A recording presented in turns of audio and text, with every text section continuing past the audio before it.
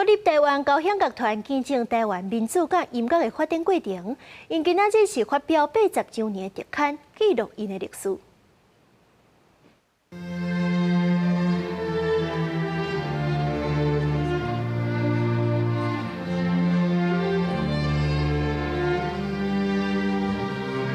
这首经典的台湾歌，我若拍开心内的门窗，由台湾交响乐团演奏。因自1945年成立到今已经80年，见证台湾对改严和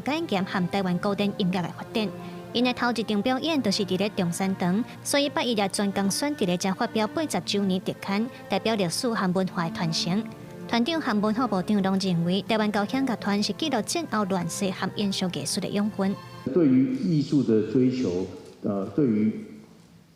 对音乐的推广，对于怎么样去产生我们自己的声音，这个初衷跟这个方向从来都没有改变，即使我们面临了那么多不同的变迁啊。这个团啊，从以前到现在这么长的历史，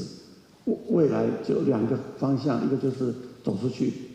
去跟国际交流，然后让它那个水准更高，跟国际交流。第二个就是国内扮演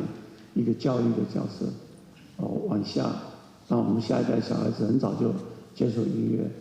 特刊为着要记录台湾交响乐团的历史，邀请真侪艺术人斗阵参与。主编辑讲，可能真侪人听过因的表演，但是并无了解因。伫咧编这本册的时阵，伊才发现原来英国因险都要收起来，但是因无放弃，继续变到今嘛，互伊真感动。